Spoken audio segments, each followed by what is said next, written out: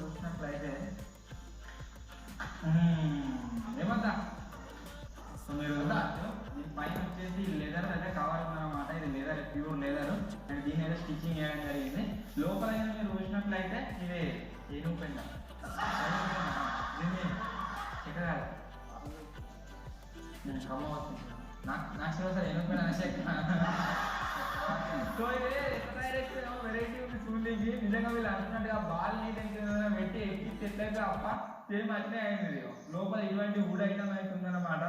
చెక్కన ఏనుగు పెట్టినా ఏదో తెలియదు కానీ చెక్క లెక్కనే ఉంది చూడడానికి అయితే.